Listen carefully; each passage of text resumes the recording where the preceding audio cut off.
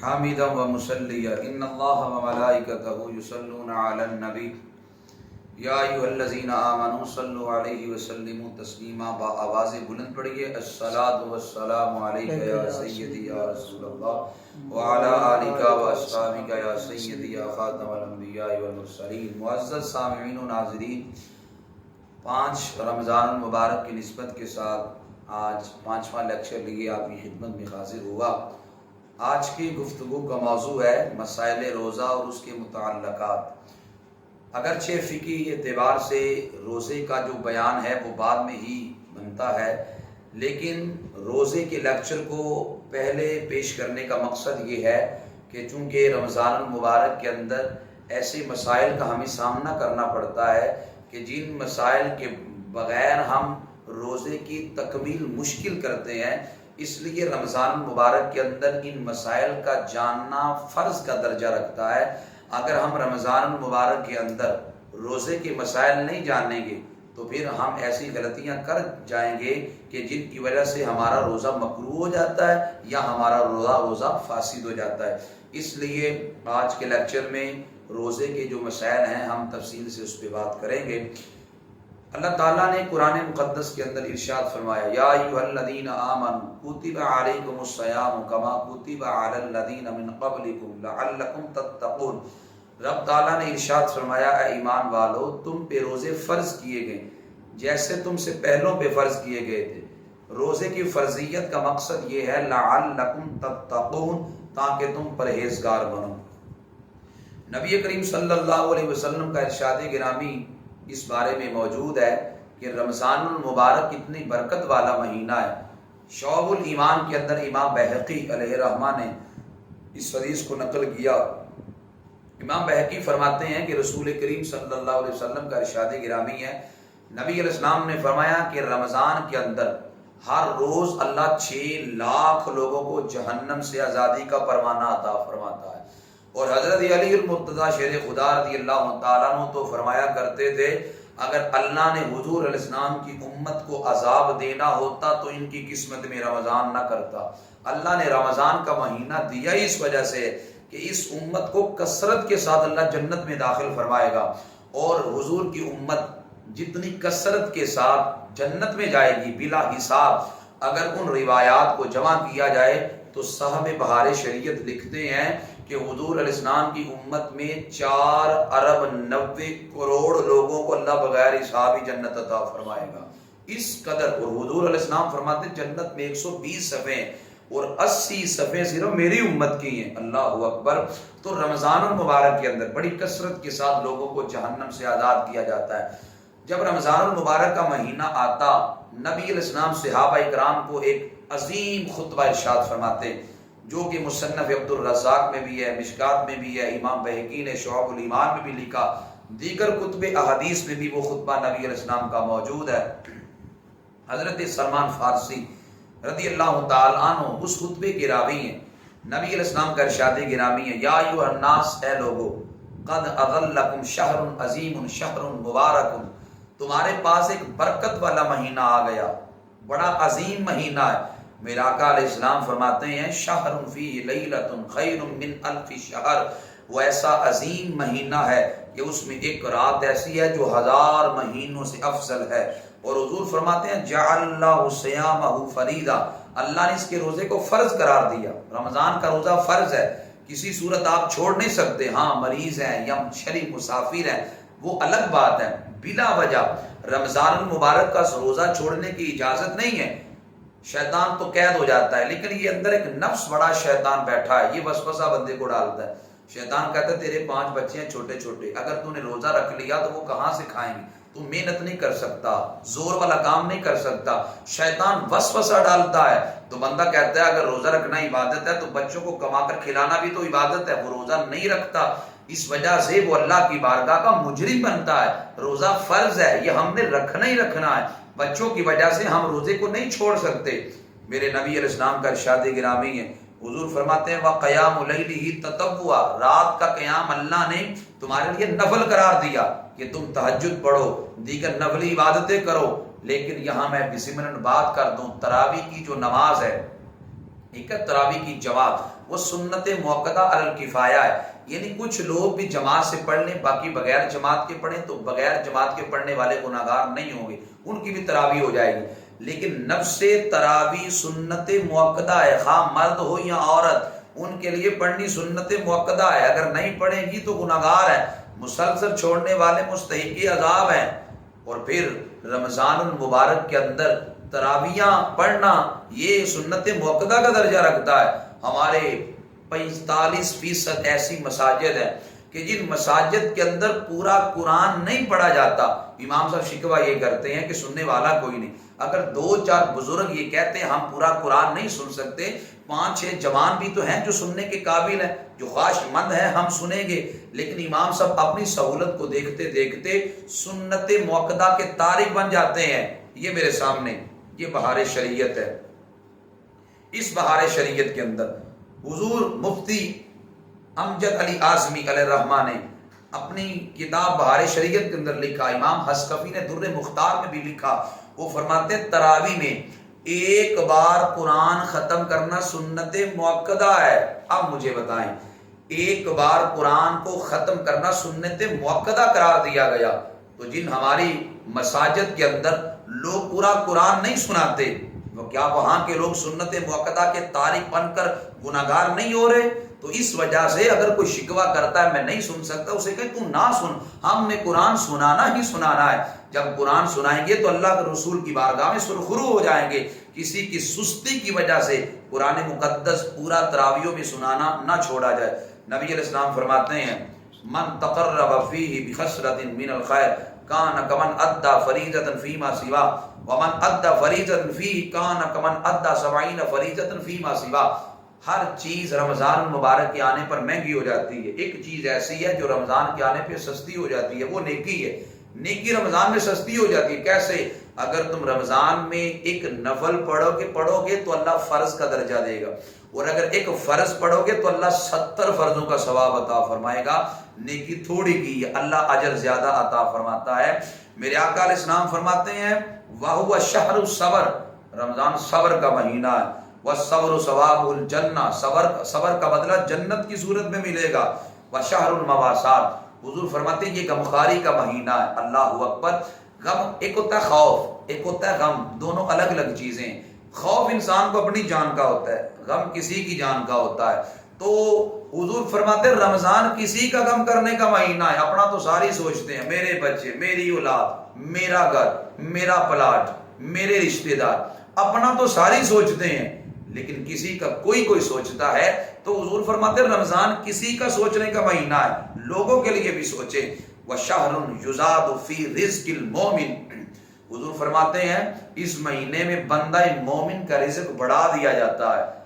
11 ماہ جو بندہ نعمتیں نہیں کھاتا، رمضان المبارک کا جب مہینہ آتا ہے تو افطار کے وقت طرح طرح کی نعمتیں دسترخوان پہ پڑی ہوتی ہیں۔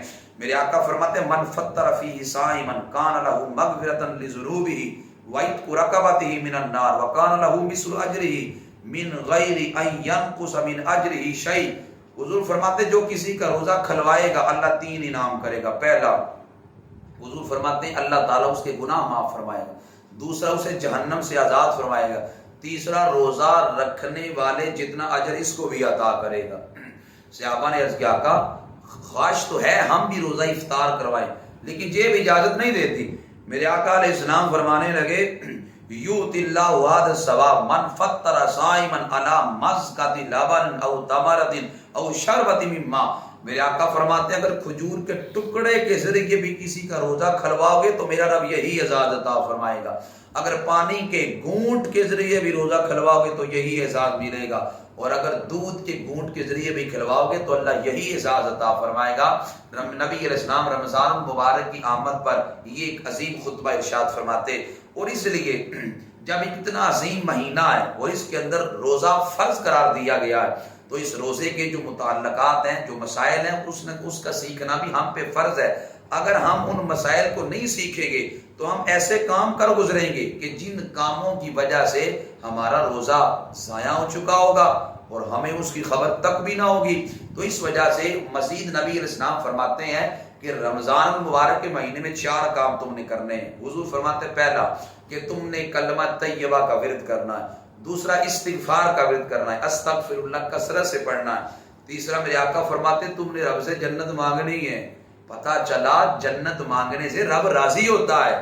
وہ ہمارے معاشرے کے اندر جاہل صوفیہ کہ جو یہ کہتے ہیں کہ اللہ سے جنت نہیں مانگنی چاہیے، اللہ سے جنت مانگنا گویا خود غرضی ہے معاذ اللہ۔ اللہ تو فرماتا ہے رمضان میں کثرت سے مجھ سے جنت مانگنی ہے۔ اور آپ کی دلچسپی کے لیے ایک حدیث عرض کرتا ہوں، نبی علیہ السلام کا ارشاد گرامی ہے، حضور فرماتے ہیں جو دن میں 3 بار جنت مانگتا ہے جنت بول پڑتی ہے اللہ اسے جنت دے دے، اور جو دن میں 3 بار جہنم سے پناہ مانگتا ہے جہنم بول پڑتی ہے اللہ اسے جہنم سے پناہ دے دے۔ جناب ابراہیم علیہ السلام سے بڑا اللہ پہ توکل کرنے والا کون ہو سکتا ہے؟ جناب ابراہیم علیہ السلام دعا کرتے اللہ مجھے نعمتوں والی جنت کا وارث بنا دے۔ پتہ چلا جنت کی طلب کرنا، جنت کی دعا کرنا، جنت مانگنا یہ رب کو بڑا پسند ہے۔ جنت مانگے اور جہنم سے پناہ مانگے۔ رمضان المبارک کے اندر روزے کے مسائل بڑے ضروری ہیں، میں چند آپ کی خدمت میں عرض کرنا ضروری سمجھتا ہوں۔ پہلا مسئلہ یہ ہے کہ حقہ پینے سے اور سگریٹ پینے سے روزہ ٹوٹ جاتا ہے، یوں ہی نسوار کھانے سے بھی روزہ ٹوٹ جاتا ہے۔ اگر کوئی کہے کہ میں نسوار منہ میں رکھتا ہوں، تھوک باہر پھینکتا ہوں، اندر نہیں لے کے جاتا، باریک اس کے ذرات ایسے ہیں جو یقیناً حلق سے نیچے اتر جاتے ہیں، اس سے بھی روزہ ٹوٹ جاتا ہے۔ دوسرا مسئلہ یہ ہے کہ اگربتی جل رہی تھی اور کسی بندے نے اگربتی کو پکڑ کر اس کی جو دھواں تھا اس کو جان بوجھ کے اس کے دھوئیں کو کھینچنے لگ پڑا، تو اگر تو جان بوجھ کر اس کے دھوئیں کو اس نے کھینچا اور وہ جو ہے وہ ناک سے اوپر چڑھ گیا، اس صورت میں روزہ ٹوٹ جائے گا۔ ویسے اگر اگربتی لگی ہوئی تھی اور اس کی خوشبو آپ کو آئی تو اس سے روزہ نہیں ٹوٹے گا۔ یوں ہی تیسرا مسئلہ یہ ہے کہ اگر کوئی بندہ اپنی عورت کا بوسہ لیتا ہے، بوسہ لینے سے اسے انزال نہیں ہوتا، منی نہیں نکلتی، اس صورت میں اس کا روزہ نہیں ٹوٹے گا۔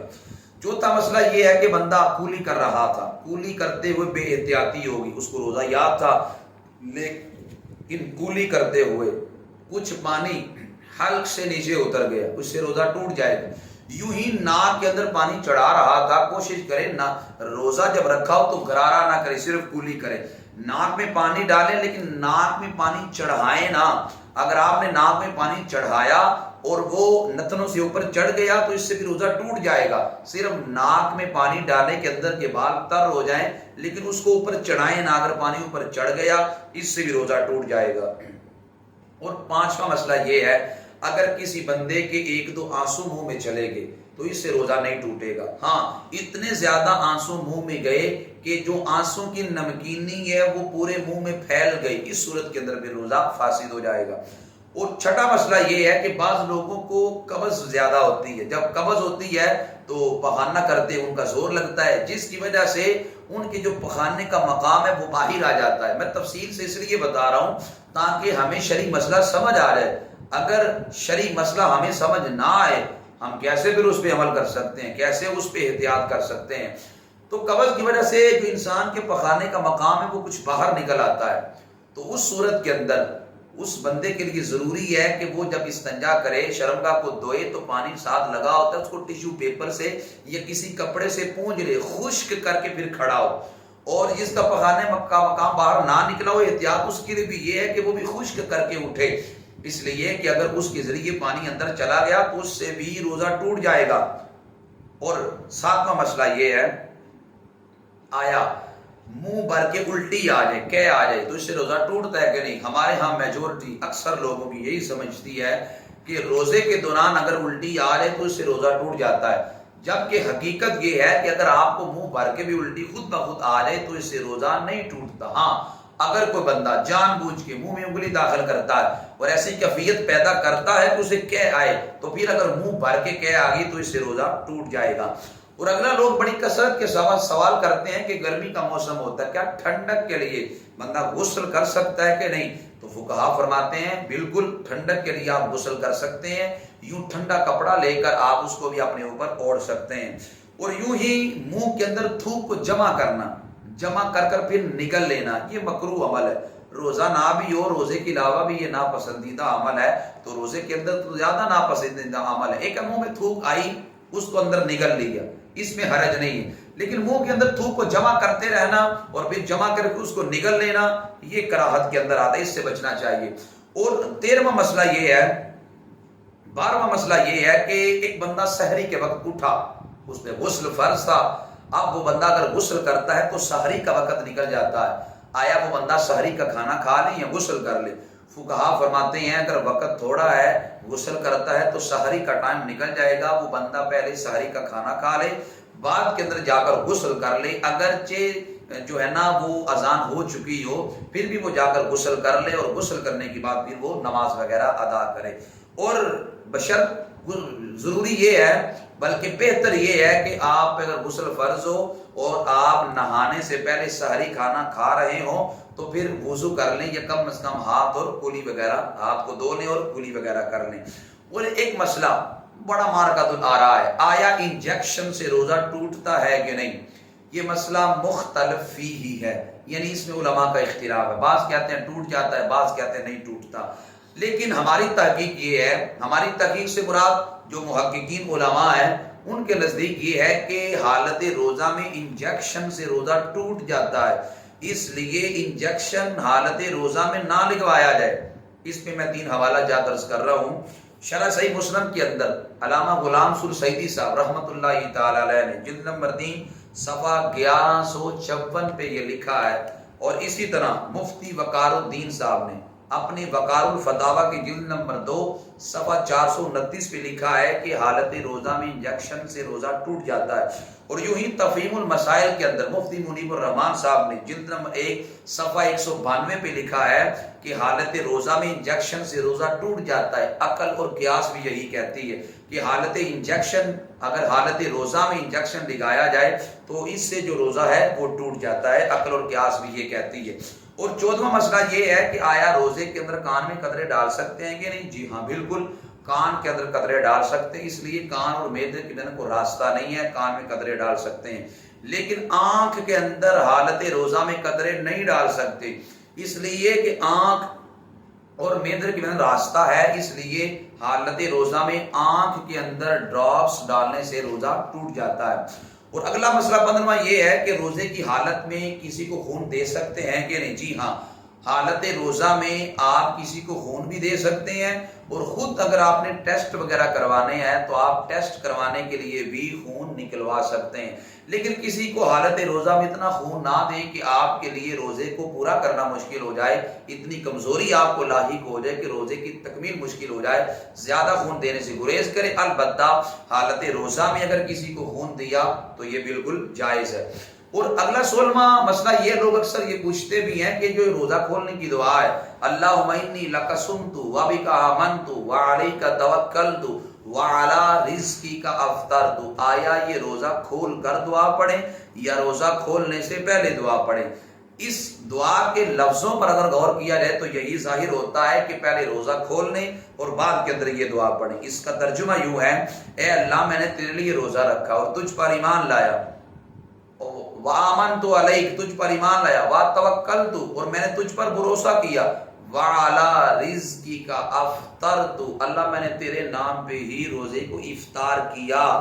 اگر پہلے افطار نہیں کیا تو پھر کس بات پہ کہہ رہا اللہ تیرے نام پہ میں نے افطار کر لیا؟ پہلے افطار کر لے، بعد کے اندر یہ دعا پڑھے۔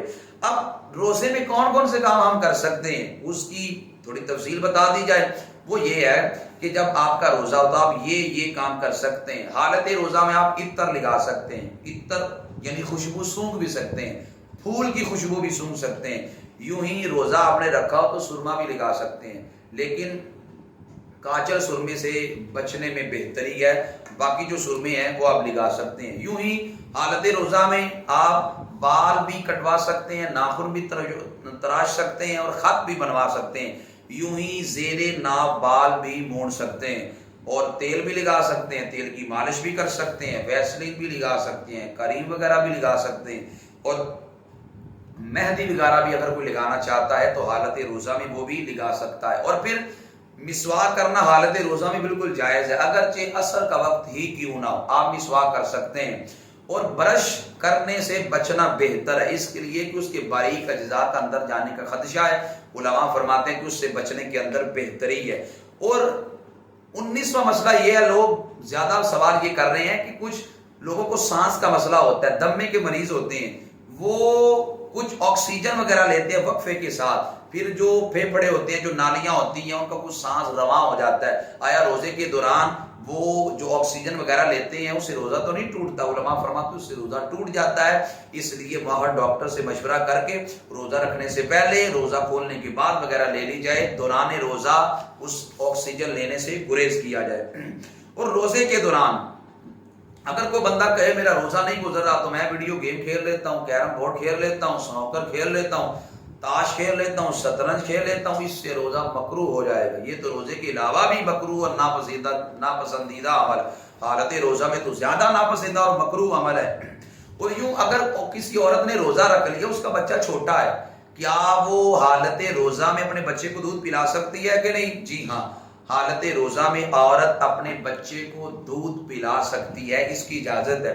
اس لیے اصول یہ ہے کہ الفطر مما داخل ولیس مما خرج، روزہ کسی چیز کو اپنے اندر داخل کرنے سے ٹوٹتا ہے، کسی چیز کے نکلنے سے نہیں ٹوٹتا۔ تو چونکہ دودھ عورت کی چھاتی سے باہر نکل رہا ہے تو اس سے روزہ نہیں ٹوٹے گا، عورت حالت روزہ میں بچے کو دودھ پلا سکتی ہے۔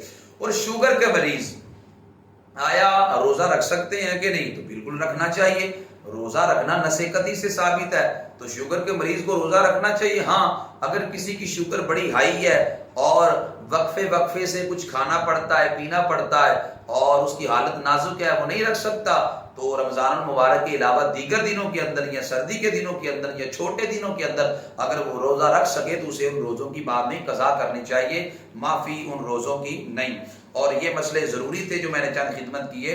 اور پھر ہمارے علماء تو علماء رہے، سائنسدان بھی اس حقیقت کو مانے۔